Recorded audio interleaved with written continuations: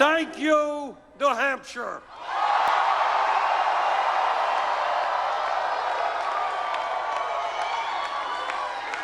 Shortly after the polls closed, Secretary Clinton called and was very gracious in her congratulations.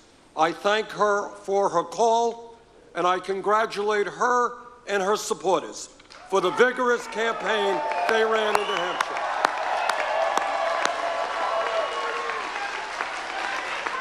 And let me take this opportunity to thank the many, many thousands of volunteers here in the Granite State who work so tirelessly.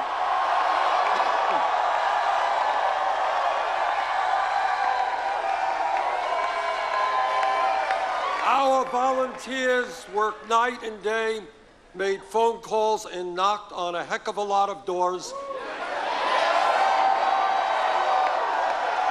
And we won because of your energy. Thank you all so much. And I want to thank Julia Barnes and our great campaign staff.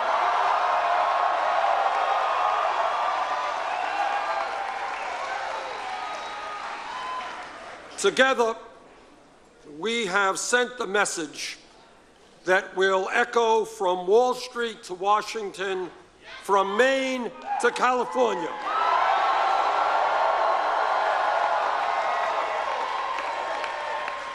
And that is that the government of our great country belongs to all of the people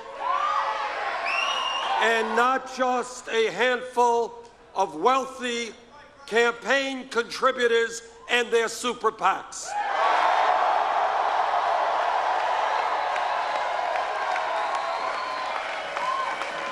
Nine months ago, we began our campaign here in New Hampshire.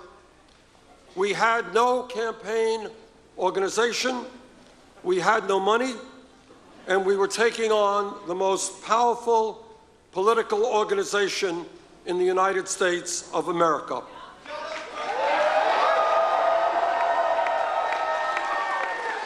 And tonight, with what appears to be a record-breaking voter turnout,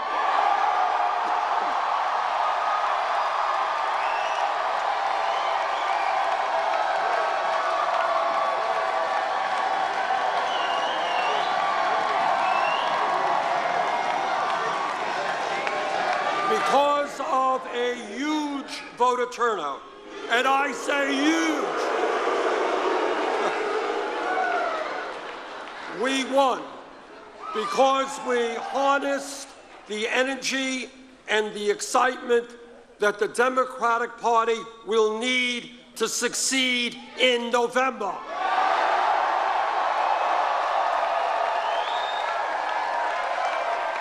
What happened here in New Hampshire in terms of an enthusiastic and aroused electorate, people who came out in large numbers, that is what will happen all over this country.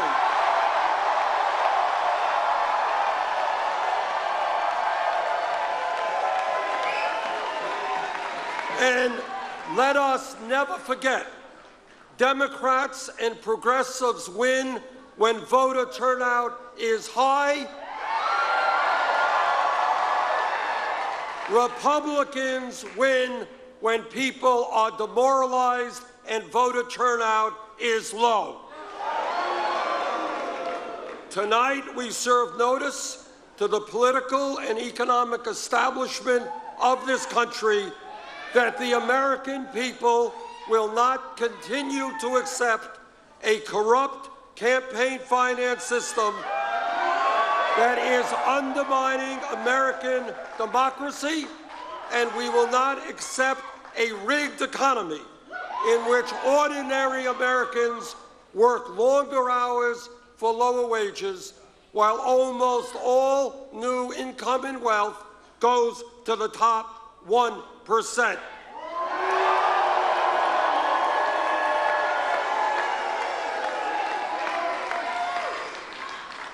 I want to take this opportunity again to congratulate Secretary Clinton and her organization and supporters for waging a vigorous campaign. I hope that in the days ahead we can continue to wage a strong, issue-oriented campaign and bring new people into the political process.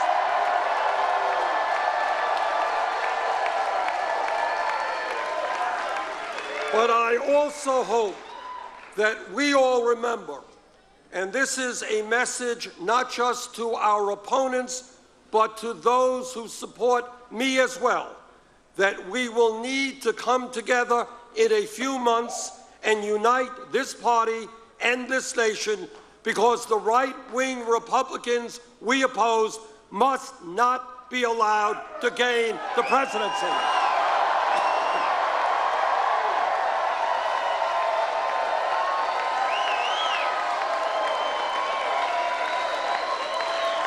As we all remember, the last time Republicans occupied the White House, their trickle-down economic policies drove us into the worst economic downturn since the Depression of the 1930s.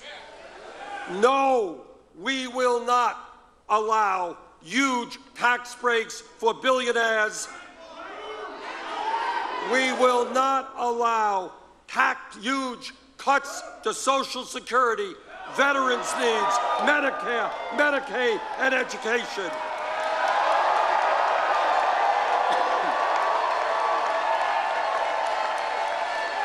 No, we will not allow back into the White House a political party which is so beholden to the fossil fuel industry that they cannot even acknowledge the scientific reality of climate change, let alone do anything about it.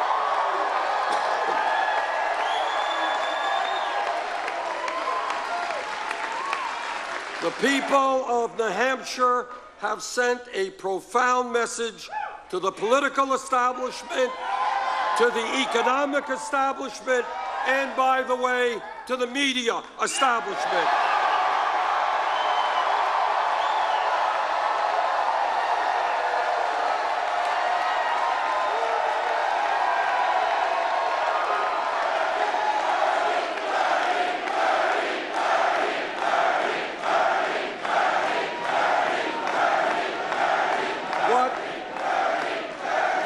What the people here have said is that given the enormous crises facing our country, it is just too late for the same old establishment politics and establishment economics. The people want real change.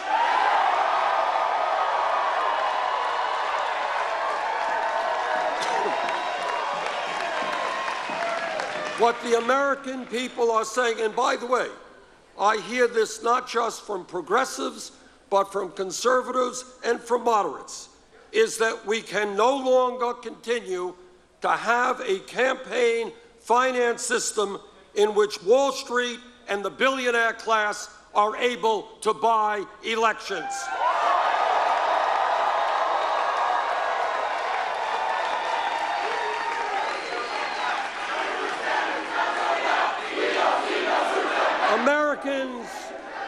Americans, no matter what their political view may be, understand that that is not what democracy is about. That is what oligarchy is about. And we will not allow that to continue. I do not have a super PAC, and I do not want a super PAC.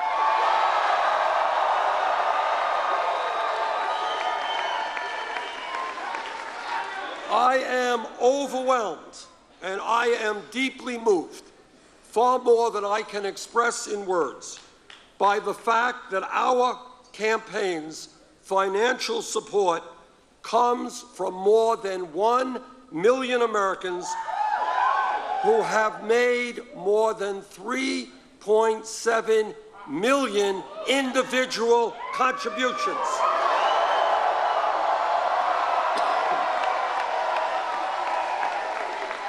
That is more individual contributions than any candidate in the history of the United States up until this point in an election.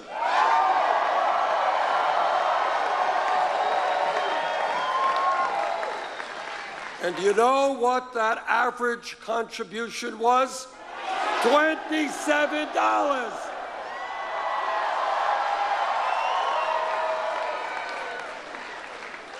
I am going to New York City tonight and tomorrow, but I'm not going to New York City to hold a fundraiser on Wall Street.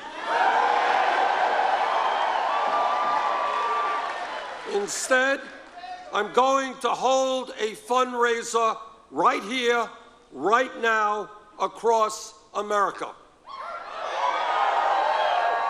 My request is, please go to BernieSanders.com and contribute.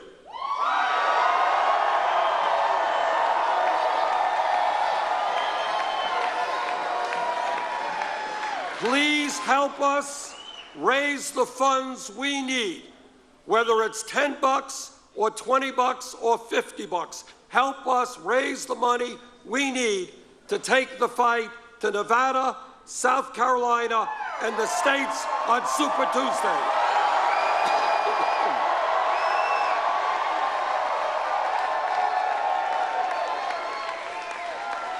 So there it is. That's our fundraiser. Pretty quick. Now, what the American people understand is that our great country was based on a simple principle, and that principle is fairness. Let me be very clear. It is not fair when we have more income and wealth inequality today than almost any major country on earth, and when the top 0.1% now owns almost as much wealth as the bottom 90%. That's not fair. It is not fair when the 20 wealthiest people in this country now own more wealth than the bottom half of the American people. So you guys ready for a radical idea? Together, we are going to create an economy that works for all of us, not just the 1%.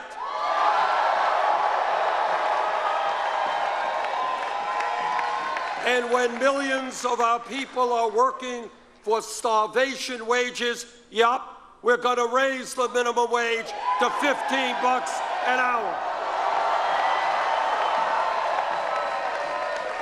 And we are going to bring pay equity for women.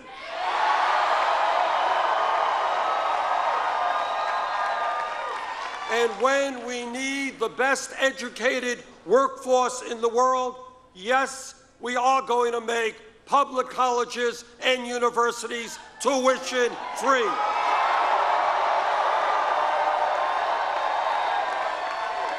And for the millions of Americans struggling with horrendous levels of student debt, we are going to substantially ease that burden.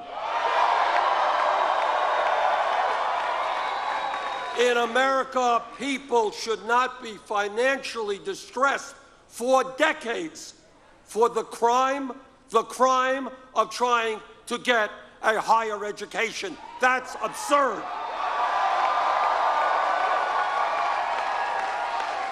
Well, my critics say, you know, Bernie, that's a great idea. You're into all this free stuff. How are you going to pay for it? I will tell you how we're going to pay for it. We're going to impose a tax on Wall Street speculation.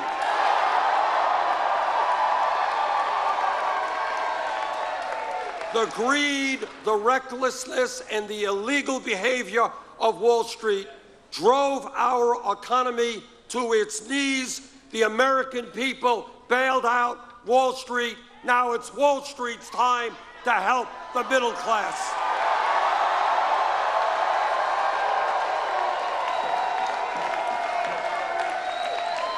And when we talk about transforming America, it means ending the disgrace of this country having more people in jail than any other country in the world, disproportionately African American and Latino. Not only are we going to fight to end institutional racism and a broken criminal justice system,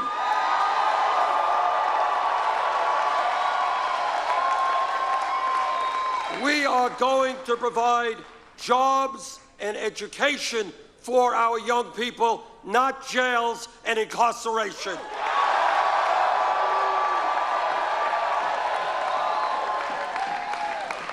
And let me say that as a member of the Energy Committee in the Senate and the Environmental Committee, the debate is over.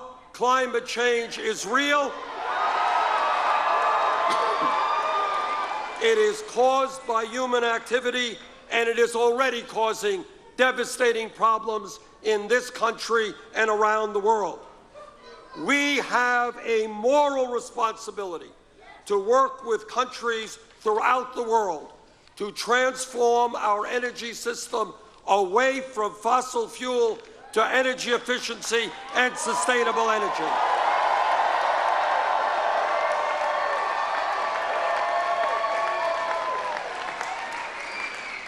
Now, I have been criticized during this campaign for many, many things. Every single day. That's okay. That's all right. They're throwing everything at me except the kitchen sink, and I have the feeling that kitchen sink is coming pretty soon as well. But what our campaign is about is thinking big, not small. It's about having the courage to reject the status quo.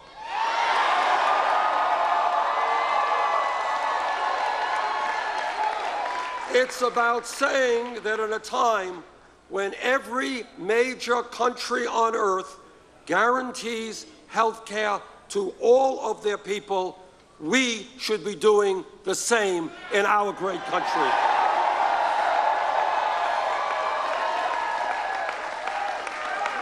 In my view, under President Obama's leadership, the Affordable Care Act has been an important step forward, no question about it, but we can and must do better.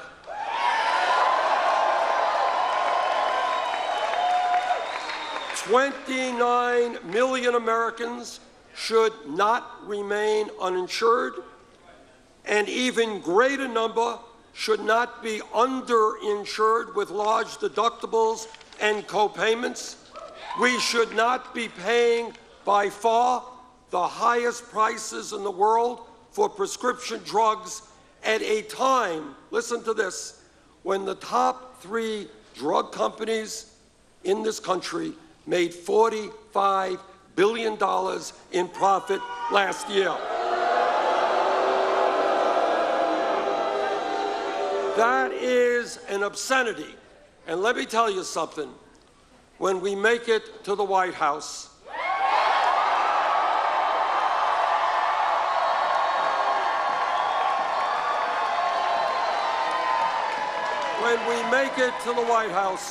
the pharmaceutical industry will not continue to rip off the American people.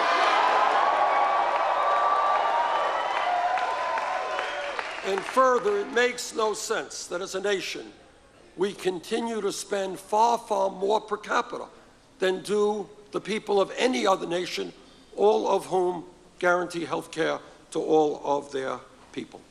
And that is why I believe in a Medicare for All single-payer program.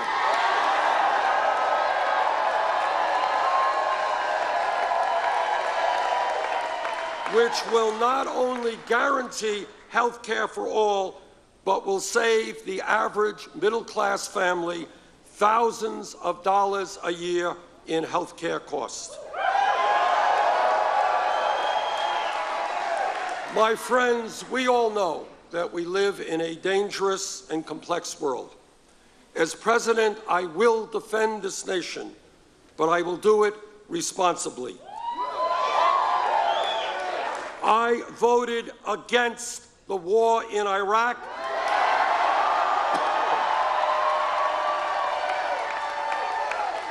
And that was the right vote. While we must be relentless in combating terrorists who would do us harm, we cannot and should not be the policemen of the world. Nor should we bear the burden of fighting terrorism alone. In the Middle East, the United States must be part of an international coalition sustained by nations in the region that have the means to protect themselves. Together, we must and will destroy ISIS, but we should do it in a way that does not put our young men and women in the military into perpetual warfare in the quagmire of the Middle East.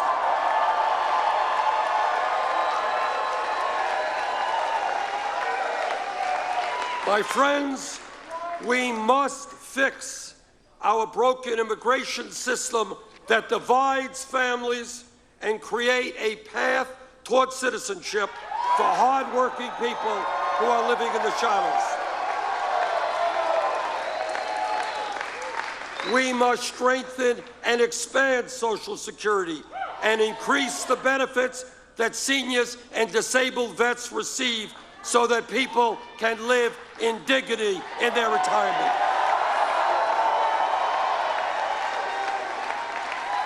We must rebuild our crumbling infrastructure, and when we do that, we create millions of decent-paying jobs. We must pursue the fight for women's rights, for gay rights, for disability rights.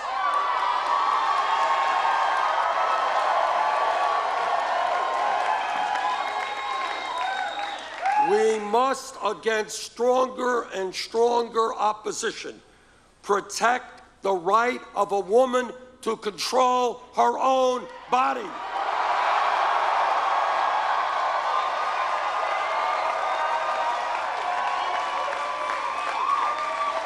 And we must protect the men and women who serve our nation in uniform and protect our veterans who put their lives on the line to defend us.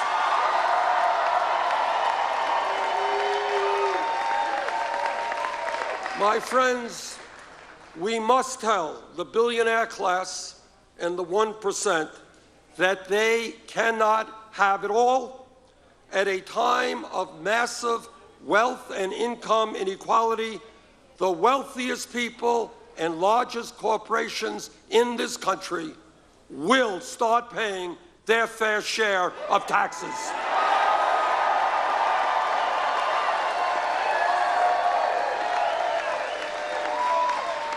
My friends, I am the son of a Polish immigrant who came to this country speaking no English and having no money. My father worked every day of his life, and he never made a whole lot. My mom and dad and brother and I grew up in a small 3.5-room rent-controlled apartment in Brooklyn, New York. My mother, who died at a young age, always dreamed of moving out of that apartment, getting a home of her own, but she never realized that dream. The truth is that neither one of my parents could ever have dreamed that I would be here tonight standing before you as a candidate for President of the United States.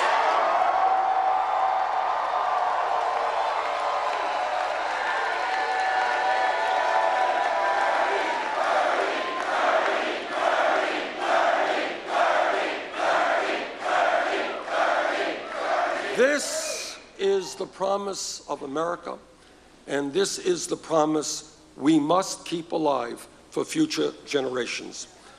What began last week in Iowa, what voters here in New Hampshire confirmed tonight, is nothing short of the beginning of a political revolution.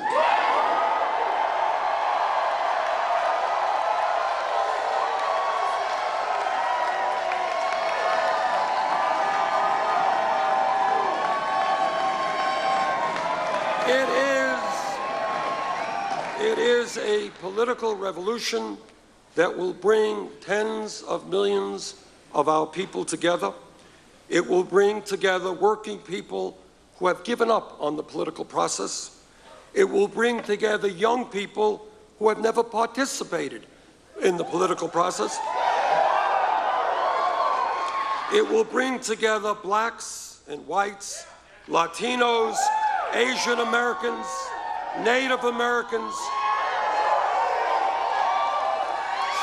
straight and gay, male and female, people who were born in America and people who immigrated here.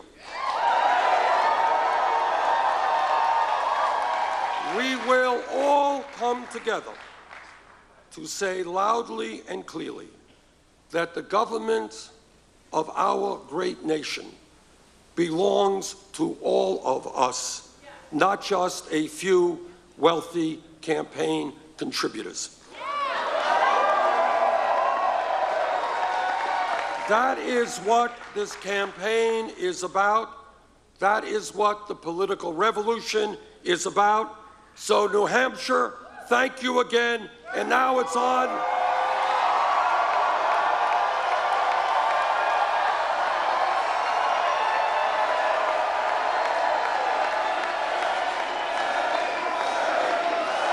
Thank you, New Hampshire. And now it's on to Nevada, South Carolina, and beyond.